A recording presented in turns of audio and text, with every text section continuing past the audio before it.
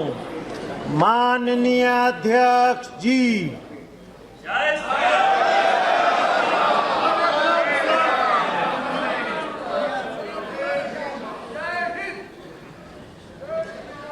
Item number 1 माननीय वित्त मंत्री श्रीमती निर्मला सीतारमण जी।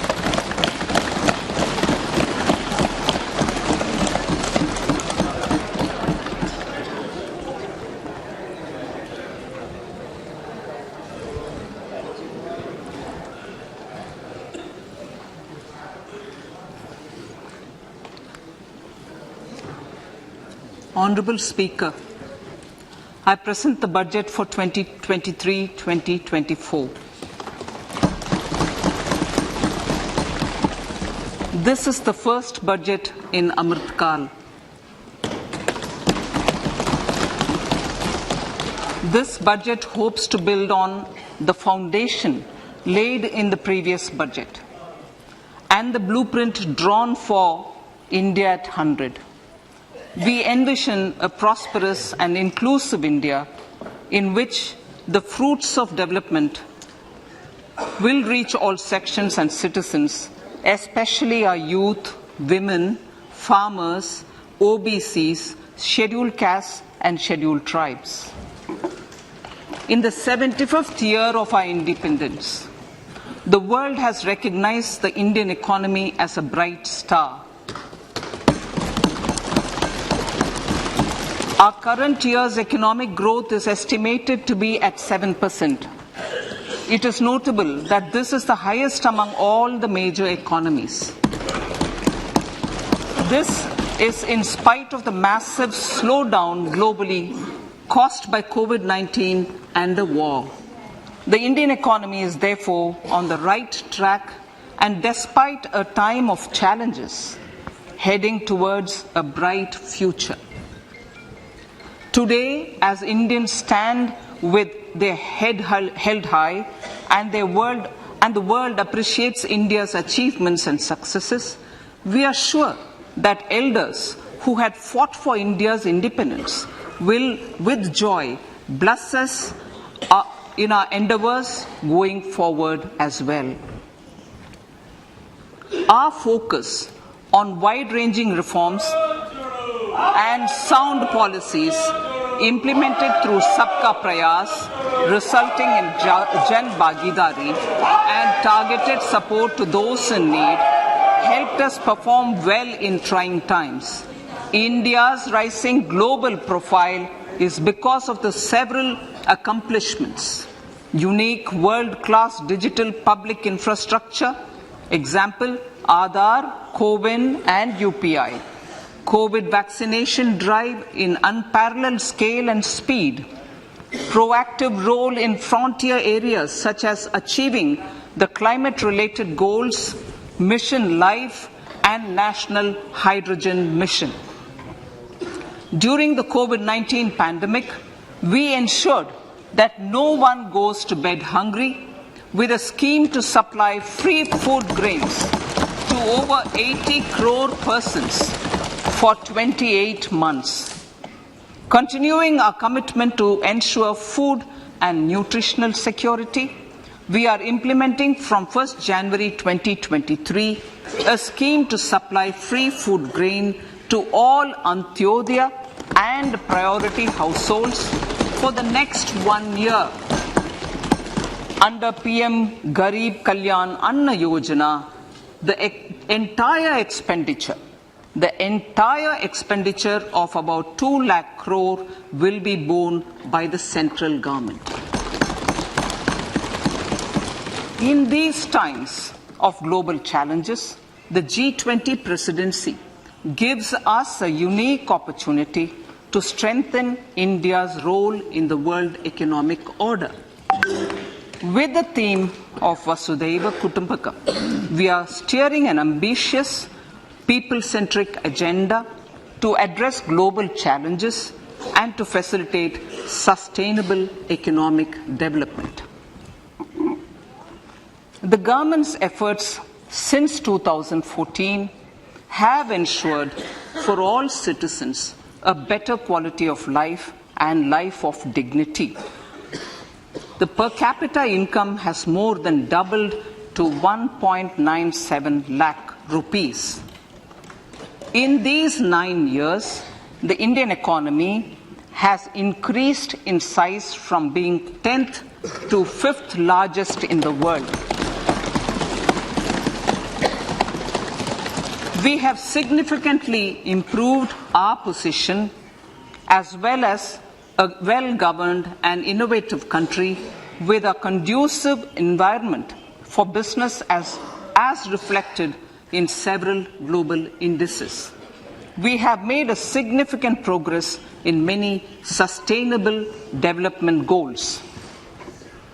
The economy has become a lot more formalized as reflected in the EPFO membership, more than doubling to 27 crore and rupees 7,400 crore digital payments of 126 lakh crore rupees through UPI in 2022. The efficient implementation of many schemes with universalization of targeted benefits has resulted in inclusive development. Some of the schemes are 11.7 crore household toilets under Swachh Bharat mission, which is achieved, 9.6 crore LPG connections under Ujjwala, 220 crore COVID vaccination of 102 crore persons, 47.8 crore PM Jan Dhan bank accounts, insurance cover for 44.6 crore persons under PM Suraksha Bima and PM Jeevan Jyoti Yojana, and cash transfer of 2.2 lakh crores of rupees to 11.4 crore to over 11.4 crore farmers under PM Kisan Samman Nidhi. Our vision for the Amrit Kal includes technology-driven and knowledge-based economy with strong public finances and a robust financial sector. To achieve this, Jan Bhagidari through Sabka Saath, Sabka Prayas is essential. The economic agenda for achieving this vision focuses on three things. First, facilitating ample opportunities for citizens, especially the youth, to fulfill their aspirations. Second, providing strong impetus to growth and job creation. And third, strengthening macroeconomic stability.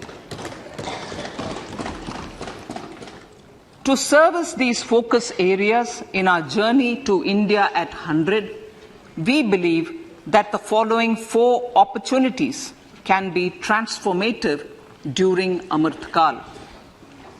Economic empowerment of women. Deen Dayal Antyodaya Yojana National Rural Livelihood Mission has achieved remarkable success by mobilizing rural women into 81 lakh self-help groups. We will enable these groups to reach the next stage of economic empowerment through formation of large producer enterprises or collectives, with each having several thousand members and managed professionally. They will be helped with raw materials supply and for better design, quality, branding and marketing of their products. Through supporting these policies, they will be enabled to scale up their operations to serve the large consumer markets, as has been the case with the several startups growing into unicorns.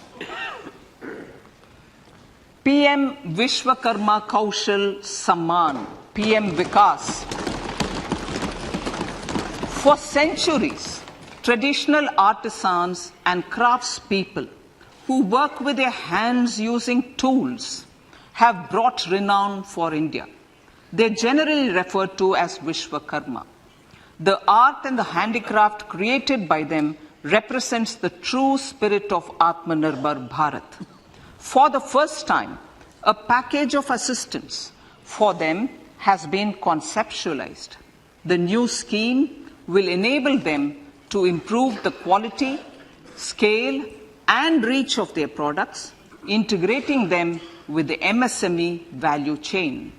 The components of this scheme will include not only financial support, but also access to advanced skill training, knowledge of modern digital techniques, and efficient green technologies, brand promotion, linkage with local and global markets, digital payments, and social security.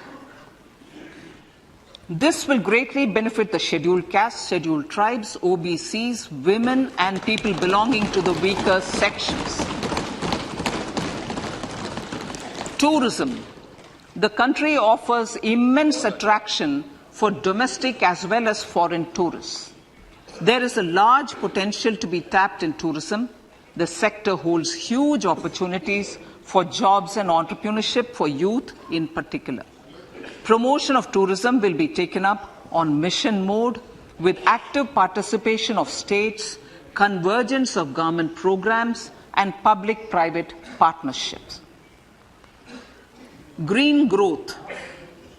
We are implementing many programs for green fuel, green energy, green farming, green mobility, green buildings, and green equipment, and policies for efficient use of energy across various economic sectors.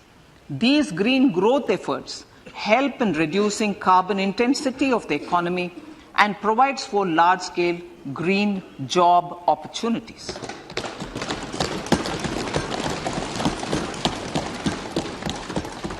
Priorities of this budget. The budget adopts the following 7 priorities. They complement each other and act as the Saptarishi guiding us through the Amritkal. Inclusive development, reaching the last mile, infrastructure and investment, unleashing the potential, green growth, youth power, and financial sector. I now speak on the priority number 1, inclusive development. The government's philosophy of Sabka Saath, Sabka Vikas has facilitated inclusive development covering in specific farmers, women, youth, OBCs, scheduled castes, scheduled tribes, Divyangjan, and economically weaker sections, and overall priority for the underprivileged, Vanchiton ko Variyata. There has also been a sustained focus on Jammu Kashmir, Ladakh, and the Northeast. This budget builds on those efforts. Digital public infrastructure for agriculture. Digital public infrastructure for agriculture will be built as an open source, open standard, and interoperable public good. This will enable inclusive farmer-centric solutions through relevant information services for crop planning and health, improved access to farm inputs, credit and insurance, help for crop estimation, market intelligence, and support for growth of agri-tech industry and startups.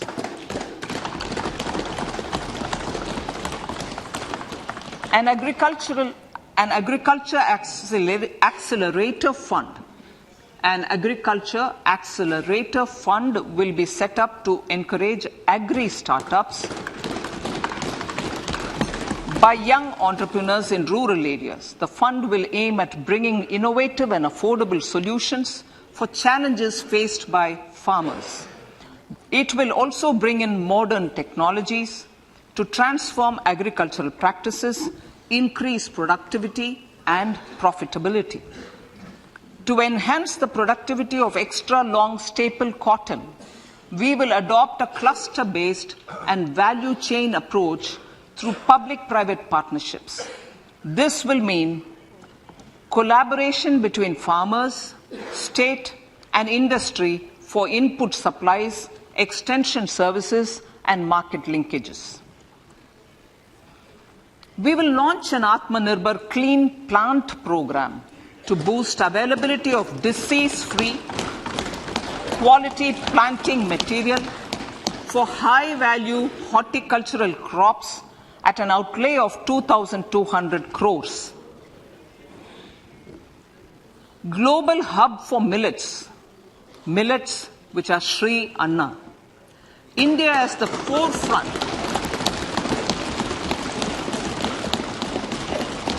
India is at the forefront of popularizing millets, whose consumption furthers nutrition, food security, and welfare of farmers, said the Honorable Prime Minister. We are the largest producer and second largest exporter of Sri Anna in the world. We grow several types of Sri Anna, such as Sri Anna Jowar, Sri Anna Ragi, Sri Anna Bajra, Sri Anna Kutu, Ramdana, Kangni, Kutni, Kutki, Kodo, China, and Sama. These have a number of health benefits and have been an integral part of our food for centuries. I acknowledge with pride the huge service done by small farmers in contributing to the health of fellow citizens by growing these Sri Anna. Now, to make India a global hub for Sri Anna, the Indian Institute of Millet Research, ideally Indian Institute of the Sri Anna Research, Hyderabad, will be supported as the center of excellence for sharing best practices, research, and technologies at the international level. The agricultural credit target will be increased to 20 lakh crores with focus on animal husbandry, dairy, and fisheries. We will launch a new sub-scheme of PM Matsya Sampada Yojana, which is an existing scheme, but we launch a new sub-scheme with targeted investment of 6,000 crores to further enable activities of fishermen, fish vendors, and micro and small entrepreneurs, improve value chain efficiencies, and expand the market. For farmers, especially small and marginal farmers and other marginalized sections, the government is promoting cooperative-based economic development model. A new Ministry of Cooperation was formed with a mandate to realize the vision of Sahkar Se Samriddhi. To realize this vision, the government has already initiated computerization of 63,000 primary agricultural credit societies with an investment of 2,516 crores. In consultation with all the stakeholders and the states, model bylaws for PACS were formulated, enabling them to become multi-purpose PACS. A national cooperative database is being prepared for countrywide mapping of cooperative societies. With this backdrop, we will implement a plan to set up massive decentralized storage capacity.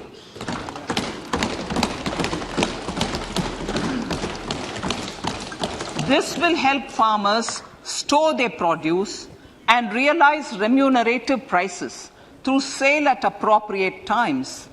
The government will also facilitate setting up of a large number of multi-purpose cooperative societies, primary fisheries societies, and dairy cooperative societies in uncovered panchayat and villages in the next 5 years.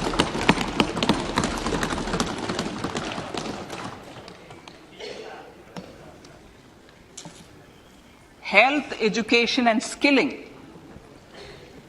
157 new nursing colleges will be established in co-location with the existing 157 medical colleges established since 2014. A mission to eliminate sickle cell anemia by 2047 will be launched. It will entail awareness creation, universal screening of 7 crore people in the age group of 0 to 40 years in affected tribal areas, and counseling through collaborative efforts of central ministries and state governments. Facilities in select ICMR labs, Indian Council for Medical Research Labs, will be made available for research by public and private medical college faculty and private sector R&D teams for encouraging collaborative research and innovation.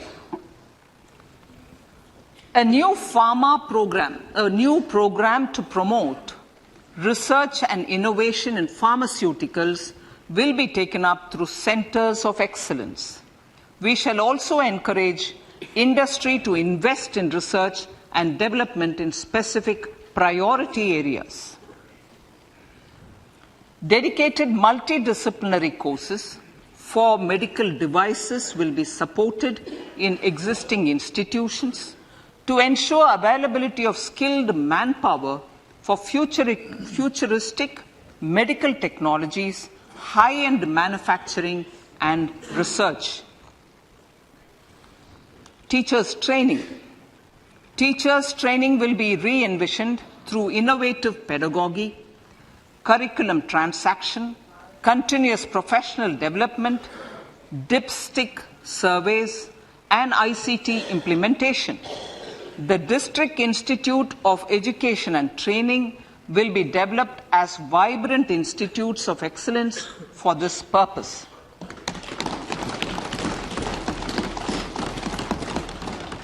National Digital Library for Children and Adolescents.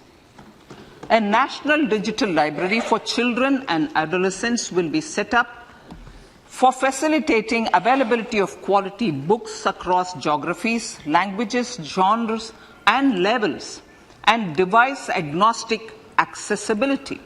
States will be encouraged to set up physical libraries for them at panchayat and ward levels and provide infrastructure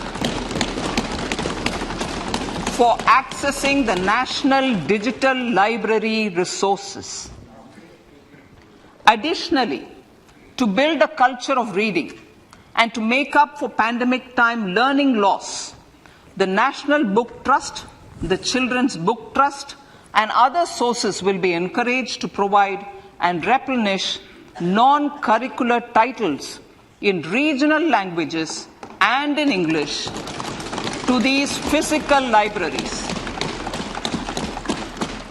Collaboration with NGOs that work in literacy will also be a part of this initiative to inculcate financial literacy. Financial sector regulators and organizations will be encouraged to provide age-appropriate reading material to these libraries. I move to priority 2, reaching the last mile. Prime Minister Vajpayee's government had formed the Ministry of Tribal Affairs and the Department of Development of Northeast Region to provide a sharper focus to the objective of reaching the last mile. Our government has formed the Ministries of Ayush, Fisheries, Animal Husbandry and Dairying, Skill Development, Jal Shakti and Cooperation. Building on the success of the Aspirational Districts program, the government has recently launched the Aspirational Blocks program, covering 500 blocks for saturation of essential government services across multiple domains such as health, nutrition, education, agriculture, water resources, financial inclusion, skill development, and basic infrastructure. Manya Speaker, sir, Pradhan Mantri PVTG, which is Primitive Vulnerable Tribal Groups Development Mission, is being launched. To improve socio-economic conditions of the particularly vulnerable tribal groups, the PVTGs as we refer them to, Pradhan Mantri PVTG Development Mission will be launched.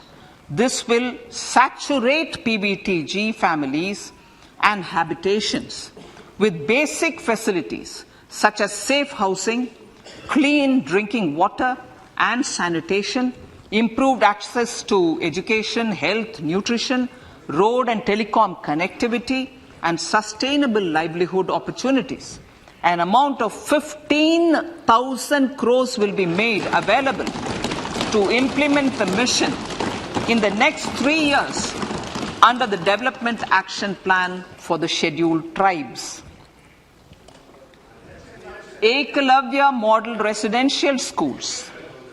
In the next 3 years, Centre will recruit 38,800 teachers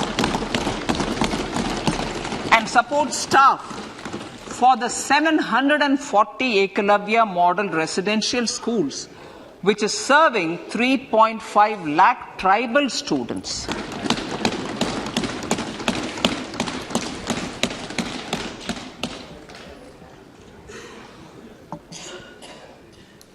In the drought-prone central regions of Karnataka, central assistance of 5,300 crore will be given to Upper Bhadra project to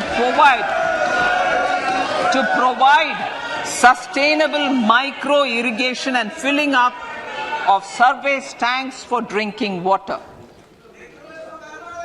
PM Awas Yojana. The outlay for PM Awas Yojana is being enhanced by 66% to over 79,000 crores. Bharat Shared Repository of Inscriptions will be set up in a digital epigraphy museum with digitization of 1 lakh ancient inscriptions in the first stage. Support for poor prisoners. For poor persons who are in prisons and unable to afford the penalty or the bail amount, required financial support will be provided. Priority number 3, infrastructure and investment. Investments in infrastructure and productive capacity have a large multiplier impact on growth and employment. After the subdued period of the pandemic, private investments are growing again. The budget takes the lead once again to ramp up the virtuous cycle of investment and job creation. Honourable Speaker, sir, the capital investment outlay is being increased steeply for the 3rd year in a row by 33% to 10 lakh crores, which would be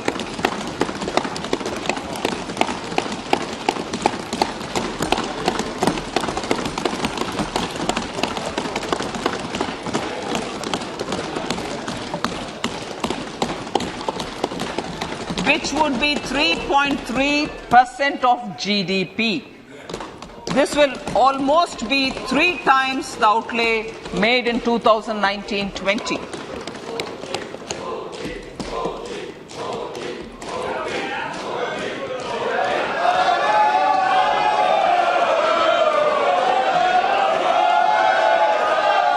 This substantial increase in recent years is central to the government's efforts to enhance growth potential and job creation, crowd in private investments, and provide a cushion against global headwinds. The direct capital investment by the centre is complemented by the provision made for creation of capital assets through grants and aids to state. The effective capital expenditure of the centre is budgeted at 13.7 lakh crore rupees, which will be 4.5% of GDP. Support to state governments for capital investment. I have decided to continue the 50-year interest-free loan to state governments for one more year to spur investment in infrastructure and to incentivize them for complementary policies actions with a significantly enhanced outlay of 1.3 lakh crores. The newly established Infrastructure Finance Secretariat will assist all stakeholders for more private investment in infrastructure, including railways, roads, urban infrastructure and power, which are predominantly depend on public resources. The harmonized master list of infrastructure will be reviewed by an expert committee for recommending the classification and financing framework suitable for Amrit Kal. A capital outlay, I'm talking about railways now, sir, Honorable Speaker, railways. A capital outlay of 2.40 lakh crores has been provided for the railways. This is the highest ever outlay this highest ever outlay is about 9 times the outlay made in 2013-14. 100 critical transport infrastructure projects for last and first mile connectivity for ports, coal, steel, fertilizer and food grain sectors have been identified.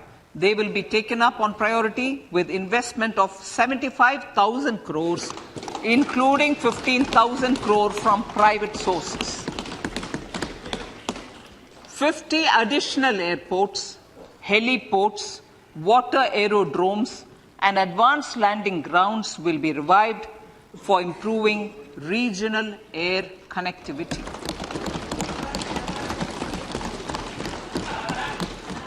Sustainable cities for tomorrow.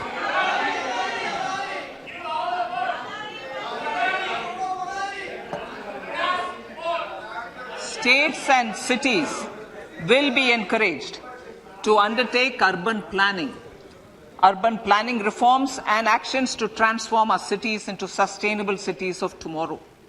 This means efficient use of land resources, adequate resources for urban infrastructure, transit-oriented development, enhanced availability and affordability of urban land and opportunities for all. Through property tax governance reforms and ring-fencing user charges on urban infrastructure, cities will be incentivized to improve their creditworthiness for municipal bonds. Like the RIDF, an Urban Infrastructure Development Fund will be established through use of priority sector lending shortfall. This will be managed by the National Housing Bank and will be used by public agencies to create urban infrastructure in Tier 2 and Tier 3 cities.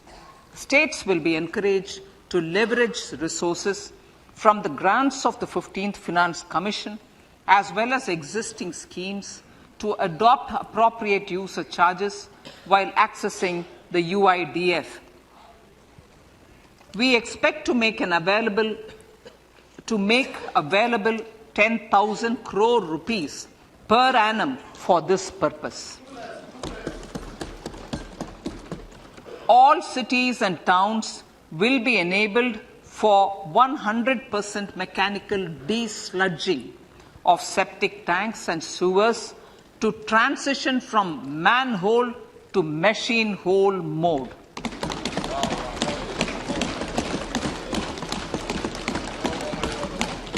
Enhanced focus will be provided for scientific management of dry and wet waste. Honorable Speaker, sir, our Prime Minister had said, good governance is the key to a nation's progress. Our government is committed to providing a transparent and accountable administration which works for the betterment and welfare of common citizens. Mission Karma Yogi, Under Mission Karmayogi, center, states and the union territories are making and implementing capacity building plans for civil servants. The government has also launched an integrated online training platform, I Got Karmayogi, to provide continuous learning opportunities for lakhs of government employees to upgrade their skills and facilitate people-centric approach. Sir, for enhancing ease of doing business, more than 39,000 compliances have been reduced and more than 3,400 legal provisions have been decriminalized. For furthering the trust-based governance, we have introduced the Jan Vishwas Bill to amend 42 central acts. This budget proposes a series of measures to unleash the potential of our economy. Centers of Excellence for Artificial Intelligence. For realizing the vision of Make AI in India and Make AI Work for India, 3 centers of excellence for artificial intelligence will be set up in top educational institutions. Leading industry players will partner in conducting interdisciplinary research, develop cutting-edge applications, and scalable problem solutions in the areas of agriculture, health, and sustainable cities. This will galvanize an effective AI ecosystem and nurture quality human resources in the field. National Data Governance Policy. To unleash innovation and research by startups and academia, a national data governance policy will be brought out. This will enable access to anonymized data. The KYC process will be simplified, adopting a risk-based instead of one-size-fits-all approach. The financial sector regulators will also be encouraged to have a KYC system fully amenable to meet the needs of digital India. One-stop solution for identity and address updating. A one-stop solution for reconciliation and updating of identity and address of individuals maintained by various government agencies, regulators, and regulated entities will be established using DigiLocker service and Aadhaar as foundational identity. Speaker, sir, common business identifier. For the business establishments required to have a permanent account number, the PAN will be used as the common identifier for all digital systems of specified government agencies. This will bring ease of doing business, and it will be facilitated through a legal mandate. For obviating the need for separate submission of same information to different government agencies, a system of unified filing process will be set up. Such filing of information or return in simplified forms on a common portal will be shared with other agencies as per the filer's choice. Vivad Se Vishwas 1. Relief for MSMEs. In cases of failure by MSMEs to execute contracts during the COVID period, 95% of the forfeited amount relating to the bid or performance security will be returned to them by government and government undertakings. This will provide relief to the MSMEs. Vivad Se Vishwas 2, settling contractual disputes. to settle contractual disputes of government and government undertakings wherein arbitral award is under challenge in a court, a voluntary settlement scheme with standardized terms will be introduced. This will be done by offering graded settlement terms depending on pendency level of the dispute. The state support mission of Niti Aayog will be continued for 3 years for our collective efforts towards national priorities. Result-based financing. To better allocate scarce resources for competing development needs, the financing of select schemes will be changed on a pilot basis from input-based to result-based. E-courts. For efficient administration of justice, Phase 3 of e-courts projects Phase 3 of the e-courts project will be launched with an outlay of 7,000 crores. Fintech services in India have been facilitated by our digital public infrastructure, including Adda, PM Jan Dhan Yojana, Video, KYC, India Stack, and UPI.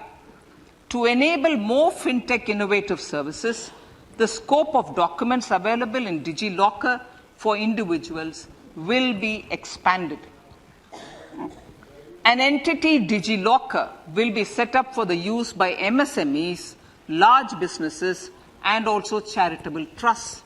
This will be towards storing and sharing documents online securely whenever needed with various authorities, regulators, banks, and other business entities. 5G services. 100 labs for developing applications using 5G services will be set up in engineering institutions.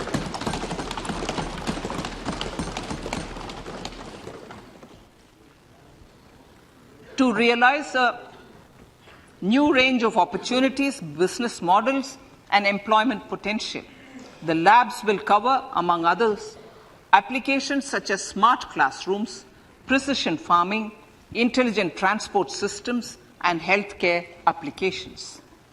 Lab-grown diamonds. Lab-grown diamonds is a technology and innovation-driven emerging sector with high employment potential. These environment-friendly diamonds, which have optically and chemically the same properties as natural diamonds. To encourage indigenous production of LGD, lab-grown diamond seeds and machines, and to reduce import dependency, a research and development grant will be provided to one of the IITs for 5 years. To reduce the cost of production, a proposal to review the custom duty on LGD seeds will be indicated in Part B of the speech. I come to the fifth priority, Honourable Speaker, sir, green growth. Honourable Prime Minister has given a vision for life or lifestyle for environment to spur a movement of environmentally conscious lifestyle. India is moving forward firmly for the Panchamrit, the net zero carbon emission by 2070 to usher in green industrial and economic transition. This budget builds on our focus on green growth. The recently launched National Green Hydrogen Mission, with an outlay of 19,700 crores, will facilitate transition of the economy to low carbon intensity, reduce dependence on fossil fuel imports, and make the country assume technology and market leadership in this sunrise sector.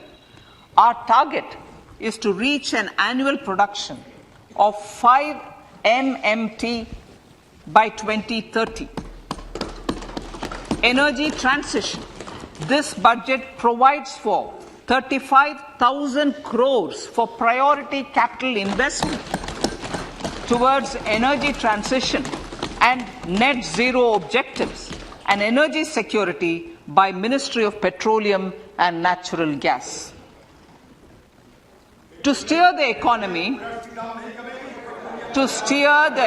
on sustainable development path, battery energy storage systems with capacity of 4,000 MWh will be supported with viability gap funding. A detailed framework for pumped storage projects will also be formulated. Renewable energy evacuation. The interstate transmission system for evacuation and grid integration of 13 gigawatt renewable energy from Ladakh will be constructed with investment of 20,700 crore, including central support of 8,300 crores. Green Credit Program. For encouraging behavioral change, a green credit program will be notified under the Environment Protection Act.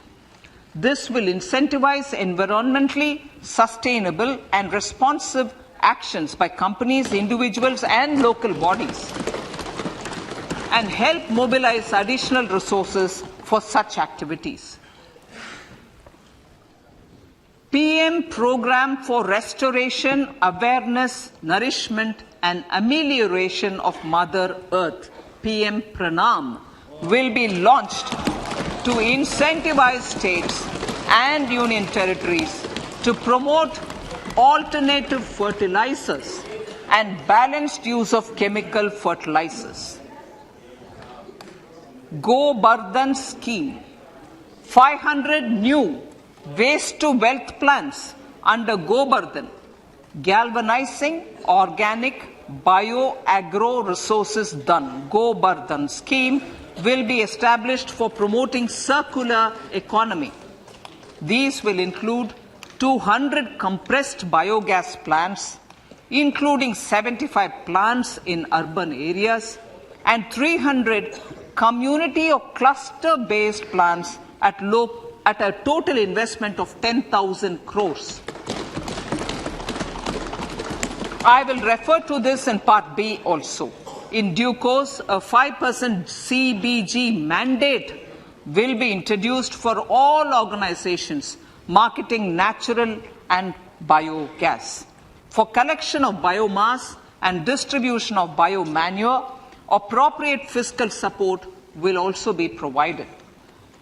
Bharatiya Prakritik Kheti Bio-Input Resource Centers. Over the next 3 years, we will facilitate 1 crore farmers to adopt natural farming. For this, Honorable Speaker, 10,000 bio-input resource centers will be set up, creating a national level distributed micro-fertilizer and pesticide manufacturing network. Mishti.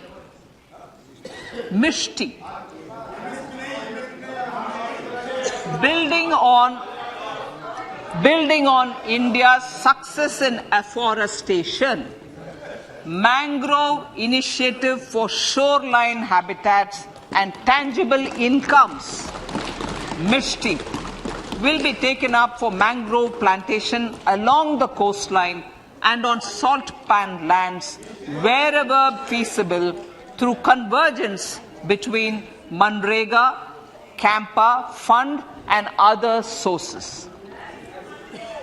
Amrit Dharohar. Wetlands are vital ecosystems which sustain biological diversity. In his latest Mann Ki Baat, the Prime Minister said, now, I quote, now the total number of Ramsar sites in our country has increased to 75, whereas before 2014, there were only 26, unquote. Local communities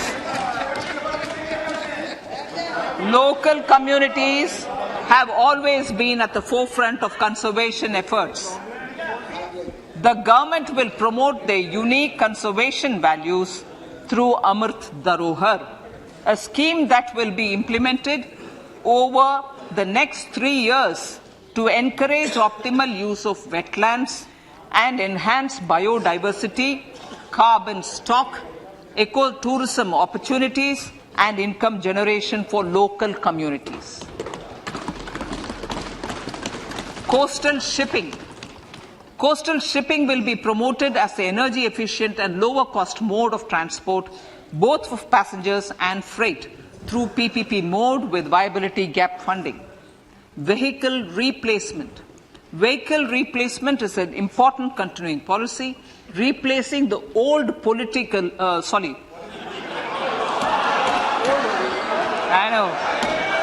replacing, absolutely, thank you. Replacing old polluting vehicles. Maybe applicable, right? Replacing old polluting vehicles is an important part of greening our economy. In furtherance of the vehicle scrapping policy mentioned in Budget 21-22, I have allocated adequate funds to scrap old vehicles of the central government. States will also be supported in replacing old vehicles and old state ambulances. Honorable Speaker, sir, I move to priority 6, youth power. To empower our youth and help the Amrit PD realize their dreams, we have formulated the National Education Policy, which is very wide in its scope, but one of the things is also to focus on skilling, adopted economic policies that facilitate job creation at scale and have supported business opportunities. Pradhan Mantri Kaushal Vikas Yojana. Pradhan Mantri Kaushal Vikas Yojana 4.0 will be launched to skill lakhs of youth within the next 3 years. On-job training, industry partnership, and alignment of courses with needs of industry will be emphasized. The scheme will also cover new age courses for Industry 4.0 like coding, AI, robotics, mechatronics, IoT, 3D printing, drones, and other soft skills. To skill youth for international opportunities, 30 Skill India International Centers will be set up across different states. The digital ecosystem for skilling will be further expanded with the launch of a unified Skill India digital platform for enabling demand-based formal skilling, linking with employers including MSMEs, and facilitating access to entrepreneurship schemes. To provide stipend support to 47 lakh youths in 3 years, direct benefit transfer under a pan-India national apprenticeship promotion scheme will be rolled out. Tourism. Honorable Speaker, sir, with an integrated and innovative approach, at least 50 destinations will be selected through challenge mode. In addition to aspects such as physical connectivity, virtual connectivity, tourist guides, high standards for food streets, and tourist security, all the relevant aspects would be made available on an app to enhance tourist experience. Every destination would be developed as a complete package. The focus of development of tourism would be on domestic as well as foreign tourists.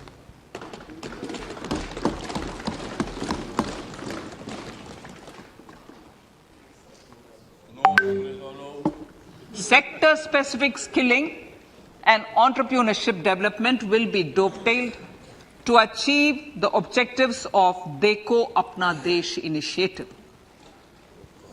This was launched as an appeal by the Honorable Prime Minister to the middle class to prefer domestic tourism over international tourism.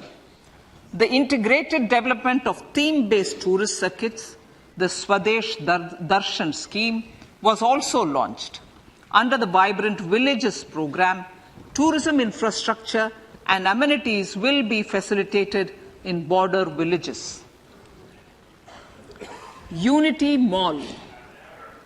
States will be encouraged to set up a Unity Mall in their state capital or most prominent tourism center or the financial capital for promotion and sale of their one district, one product and GI products and other handicraft products, and for providing space for such products of all other states as well. Sir, priority number 7, financial sector. Our reforms in the financial sector and innovative use of technology have led to financial inclusion at scale, better and faster service delivery, ease of access to credit, and participation in financial markets. This budget proposes to further these measures.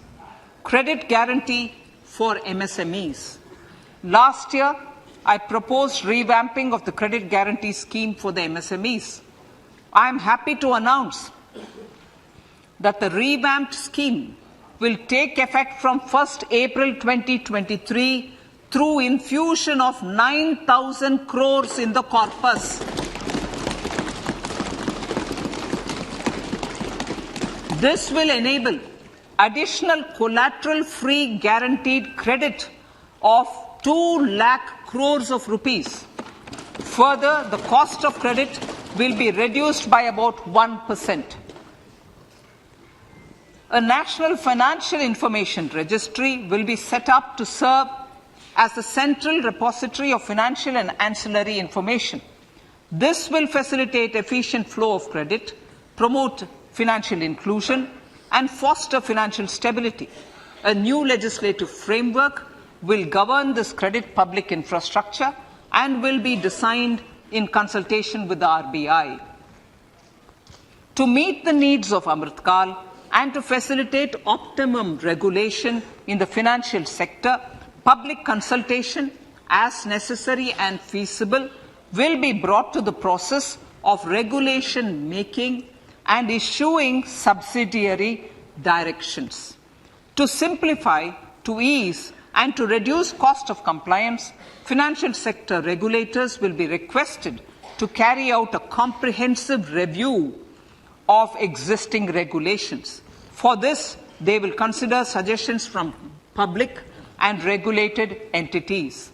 Time limits to decide the application under various regulations will also be laid down.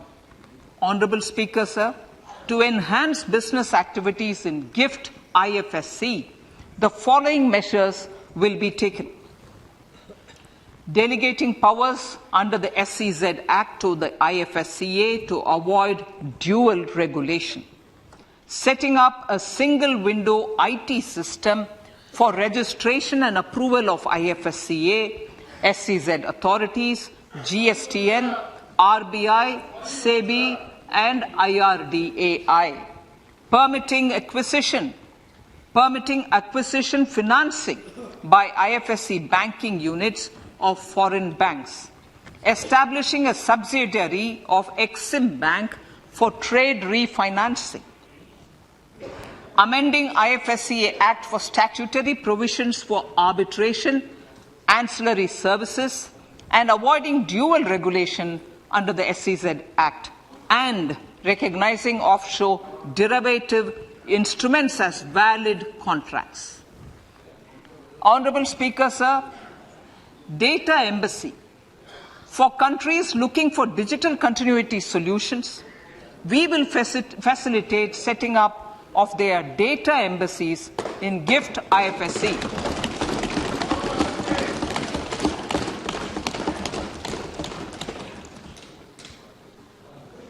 Improving governance and investor protection in banking sector. To improve bank governance and enhance investors' protection, certain amendments to the Banking Regulation Act, the Banking Companies Act, and the Reserve Bank of India Act are being proposed.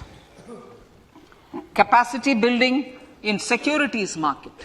Honourable Speaker, sir, to build capacity of functionaries and professionals in the securities market, SEBI will be empowered to develop, regulate, maintain and enforce norms and standards for education in the National Institute of Securities Markets and to recognize award of degrees, diplomas and certificates.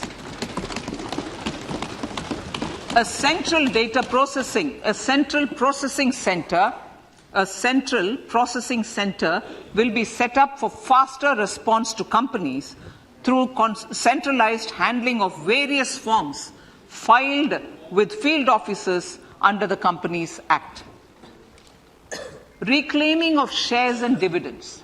For investors to reclaim unclaimed shares and unpaid dividends from the Investor Education and Protection Fund Authority with ease, from the Investor Education and Protection Fund Authority with ease, an integrated IT portal will be established.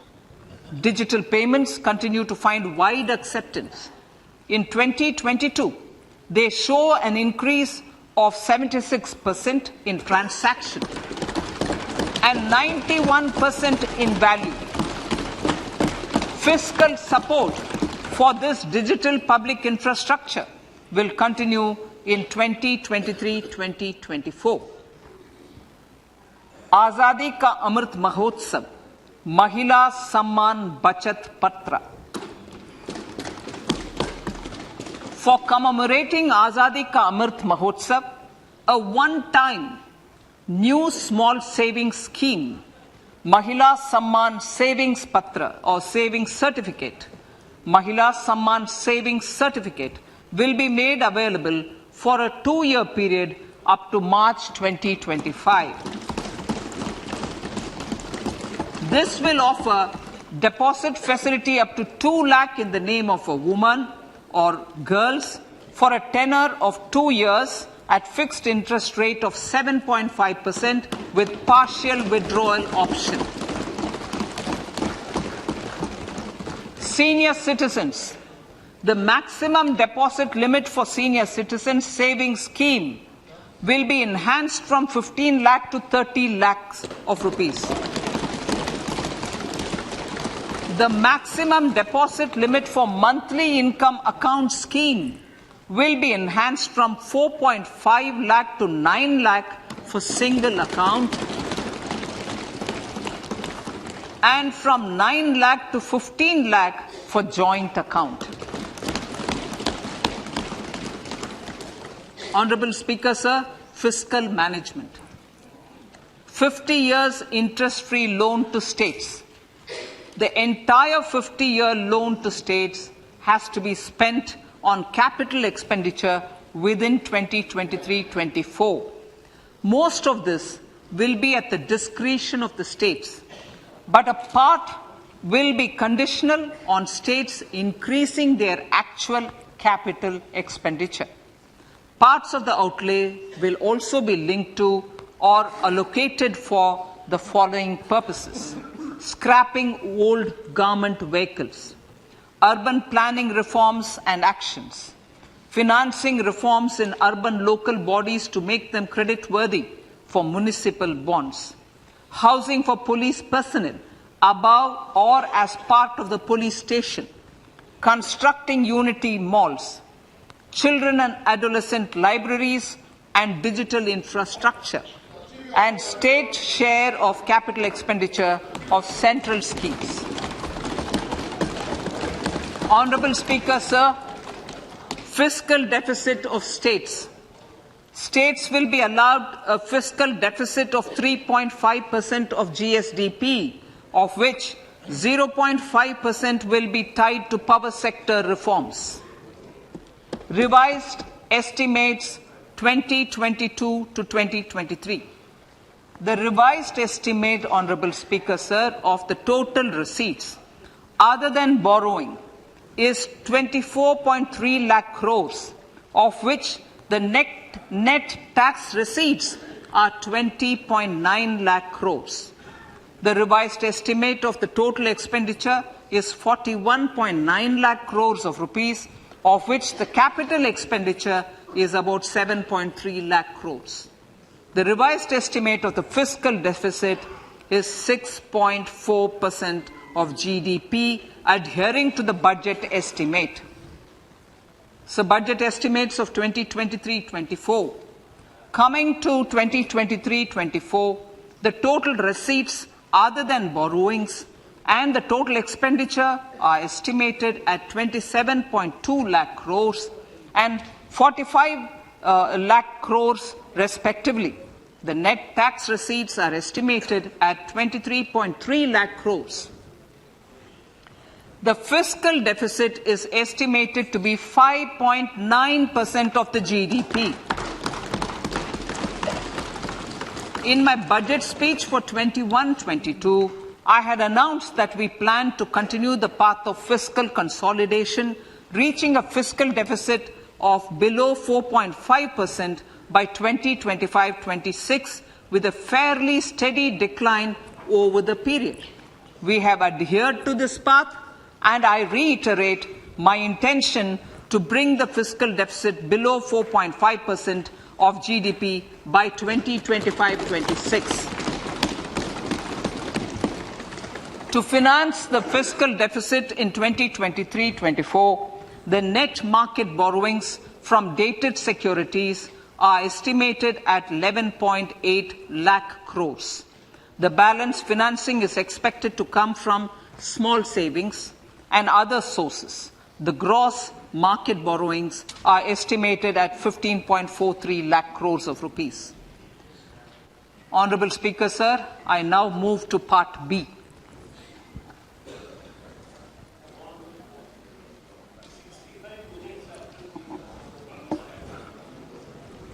Indirect taxes.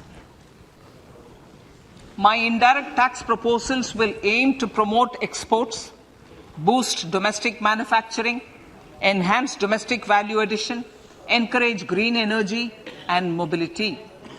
A simplified tax structure with fewer tax rates helps in reducing compliance burden and improving tax administration.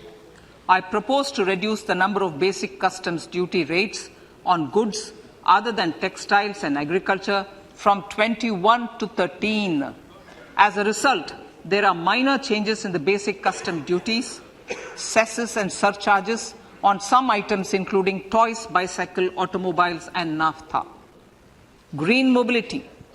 To avoid cascading of taxes on blended compressed natural gas, I propose to exempt excise duty on GST paid compressed biogas contained in it.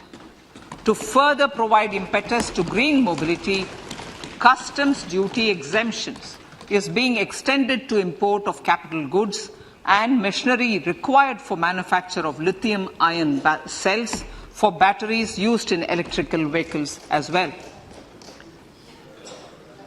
Electronics. As a result of various initiatives of the government, including phased manufacturing program, mobile phone production in India has increased from 5.8 crore units valued at about 18,900 crore in 2014-15 to 31 crore units valued at 2,75,000 crore in the last financial year. To further deepen domestic value addition in manufacturing of mobile phones, I propose to provide relief to customs duty. I propose to provide relief in customs duty on import of certain parts and inputs like camera lens and continue the concessional duty on lithium-ion cells for batteries for another year. Similarly, to promote value addition in manufacture of televisions, I propose to reduce the basic customs duty on parts of open cells of TV panels to 2.5%. Electrical. To rectify inversion of duty structure and encourage manufacturing of electric kitchen chimneys, the basic custom duty on electric kitchen chimney is being increased from 7.5% to 15%, and that on heat coils for these is proposed to be reduced from 20% to 15%. chemicals and petrochemicals. Denatured ethyl alcohol is used in chemical industry. I propose to exempt basic customs duty on it. This will also support the ethanol blending program and facilitate an endeavor for energy transition. Basic customs duty is also being reduced on acid-grade fluorospar from 5% to 2.5% to make the domestic fluorochemicals industry competitive. Further, the basic customs duty on crude glycerin for use in manufacture of epichlorohydrin is proposed to be reduced from 7.5% to 2.5%.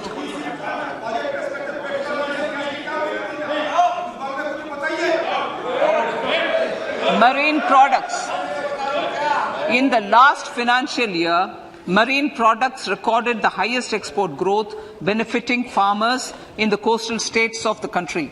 To further enhance the export competitiveness of marine products, particularly shrimps, duty is being reduced on key inputs for domestic manufacture of shrimp feed. India is a global leader, as I said in Part A, in cutting and polishing of natural diamonds, contributing about 3/4 of the global turnover by value. With the depletion of deposits of natural diamonds, the industry is moving towards lab-grown diamonds, and it holds huge promise. To seize this opportunity, I propose to reduce the basic customs duty on seeds used in their manufacture. Customs duties on dore and bars of gold and platinum were increased earlier this fiscal. I propose to increase the duties on articles made therefrom to enhance the duty differential. I also propose to increase the import duty on silver doors, bars and articles to align them with that on gold and platinum. To facilitate availability of raw materials for the steel sector, exemptions from basic custom duty on raw materials for manufacture of CRGO steel, ferrous scrap and nickel cathode is being continued. Similarly, the concessional BCD of 2.5% on copper scrap is also being continued to ensure the availability of raw materials for secondary copper producers who are mainly in the MSME sectors. Compounded rubber. The basic custom duty rate on compounded rubber is being increased from 10% to 25% or 30 kg, whichever is lower, at par with that of natural rubber other than latex, to curb circumvention of duty. Cigarettes. National calamity contingent duty on specified cigarettes was last revised 3 years ago. This is proposed to be revised upwards by about 16%. Direct taxes. I now come to my direct tax proposals. Honourable Speaker, these proposals aim to maintain continuity and stability of taxation, further simplify and rationalise various provisions to reduce the compliance burden, promote the entrepreneurial spirit and provide tax relief to citizens. It has been constant endeavour of the Income Tax Department to improve taxpayers' services by making compliance easy and smooth. Our taxpayers portal received a maximum of 72 lakh returns in a day, processed more than 6.5 crore returns this year. Average processing period reduced from 93 days in financial year 13-14 to 16 days only now. And 45% of the returns were processed within 24 hours. We intend to further improve this, roll out the next generation common IT return form for taxpayer convenience, and also plan to strengthen the grievance redressal mechanism. MSMEs and professionals. MSMEs are growth engines of our economy. Micro enterprises with turnover up to 2 crore of rupees and certain professionals with turnover of up to 50 lakh rupees can avail the benefit of presumptive taxation. I propose to provide enhanced limits of 3 crore and 75 lakh respectively to the taxpayers whose cash receipts are no more than 5%. Whose cash receipts are no more than 5%. Moreover, to support MSMEs in timely receipt of payments, I propose to allow deduction for expenditure incurred on payments made to them only when payment is actually made. Cooperation. Cooperation is a value to be cherished. In realizing our Prime Minister's goal for Sehkar Se Samriddhi and his resolve to connect the spirit of cooperation with the spirit of Amrit Kal, in addition to the measures proposed in Part A, I have a slew of proposals for the cooperation sector. First, new cooperatives that commence manufacturing activities till 2024, 31st March, shall get the benefit of a lower tax rate of 15%, as is presently available to new manufacturing companies. Secondly, I propose to provide an opportunity to sugar cooperatives to claim payments made to sugarcane farmers for the period prior to the assessment year 2016-17 as expenditure. This is expected to provide them a relief of almost 10,000 crores. Thirdly, I am providing a higher limit of 2 lakh per member for cash deposits to loans in cash by primary agricultural cooperative societies and primary cooperative agriculture and rural development banks. I repeat that. Thirdly, I am providing a higher limit of 2 lakh per member for cash deposits to and loans in cash by primary agricultural cooperative societies and primary cooperative agricultural and rural development banks.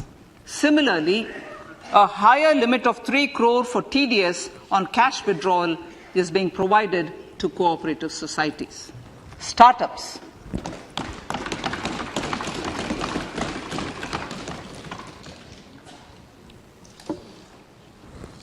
Entrepreneurship is vital for a country's economic development. We have taken a number of measures for startups and they have borne results. India is now the third largest ecosystem for startups globally and ranks second in innovation quality among middle-income countries. I propose to extend the date of incorporation for income tax benefits to startups from 31/3/2023 to 31/3/2024. I further propose to provide the benefit of carry forward of losses on change of shareholding of startups from 7 years of incorporation to 10 years.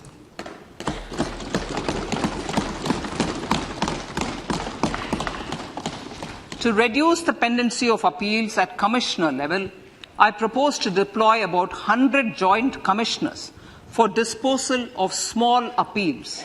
We shall also be more selective in taking up cases for scrutiny of returns already received this year.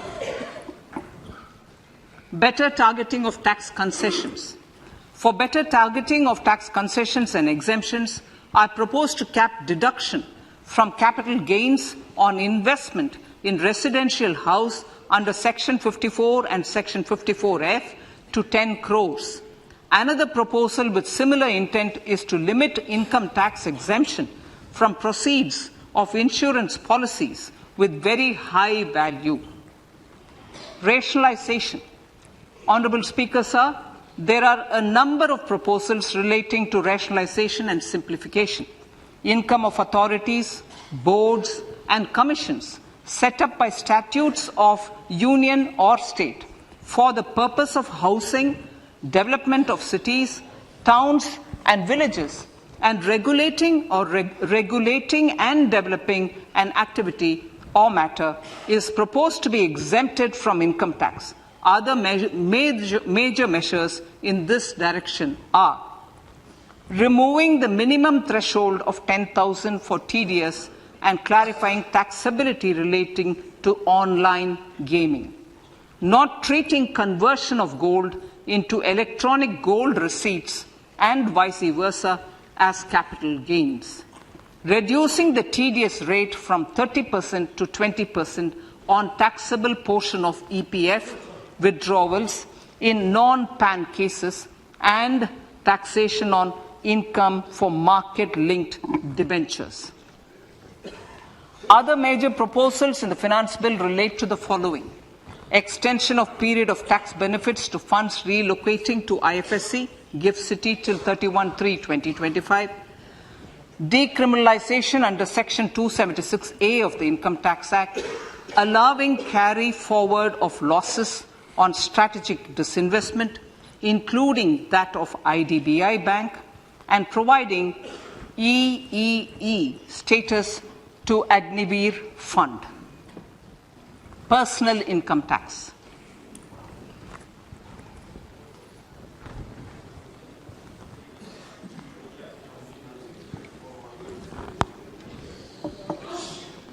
Now I come to what everyone is waiting for. Personal income tax. I have 5 major announcements to make in this regard. These primarily benefit our hard-working middle class.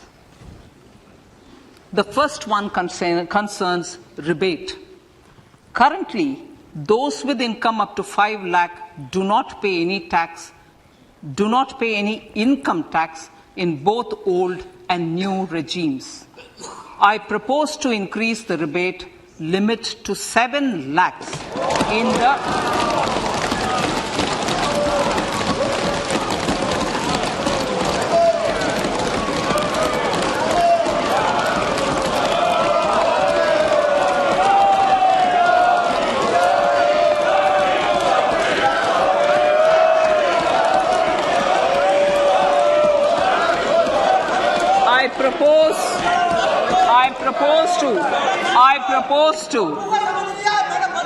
I propose to increase the rebate limit to 7 lakh in the new tax regime. Thus, persons in the new tax regime with income up to 7 lakhs will not have to pay any tax at all. The second proposal relates to middle-class individuals. I had introduced in the year 2020 the new personal income tax regime with 6 income slabs starting from 2.5 lakh.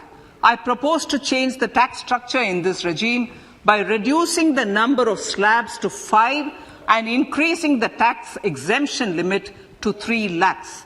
The new tax rates are 0 to 3 lakh, nil; 3 to 6 lakhs, 5%; 6 to 9 lakhs, 10%; 9 to 12 lakh, 15%; 12 to 15 lakhs, 20%; and above 15 lakhs, 30%. This will provide major relief to all taxpayers in the new regime. An individual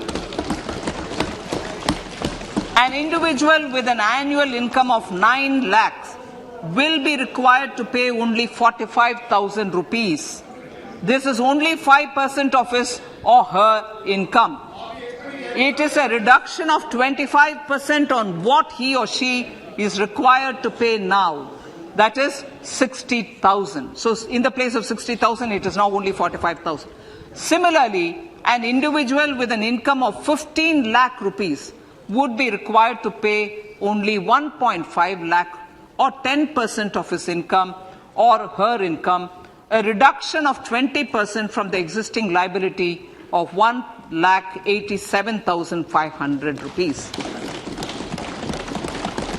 My third proposal is for the salaried class and the pensioners, including family pensioners, for whom I propose to extend the benefit of standard deduction to the new tax regime.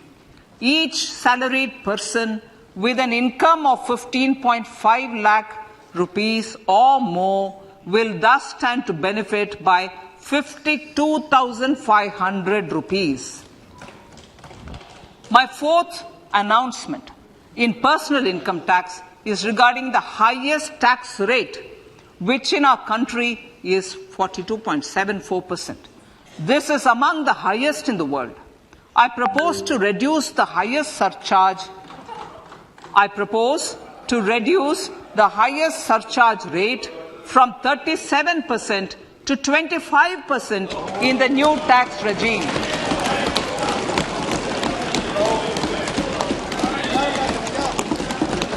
This would result in reduction of the maximum rate. This would result in the reduction of the maximum tax rate to 39%. Lastly, the limit of 3 lakh rupees for tax exemption on leave encashment on retirement of non-government salaried employees was last fixed in the year 2002, when the highest basic pay in the government was only 30,000 rupees per month. In line with the increase in the government salaries, I am proposing to increase this limit to 25 lakh rupees.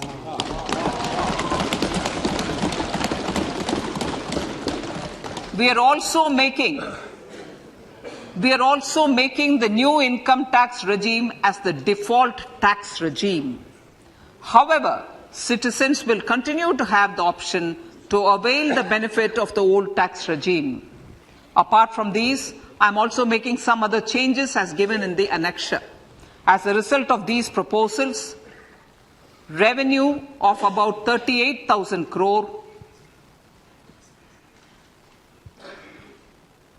to 37,000 crore in direct taxes and rupees 1,000 crore in indirect taxes will be foregone, while revenue of about 3,000 crore will be additionally mobilized. Thus, the total revenue foregone is about 35,000 crores annually. Honorable Speaker, sir, with these words, I commend the budget to this August House.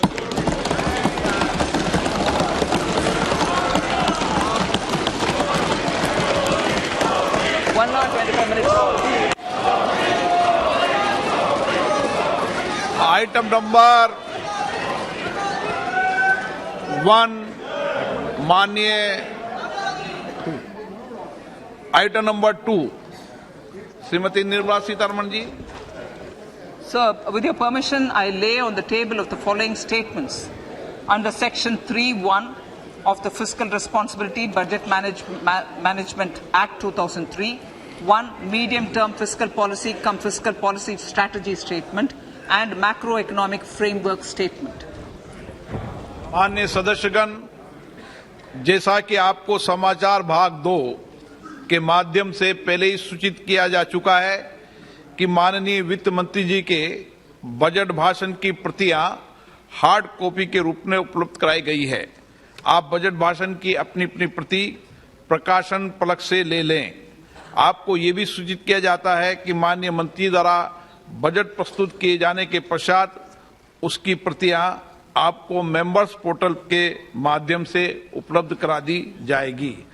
Item number 3 माननीय मंत्री जी, वित्त मंत्री जी.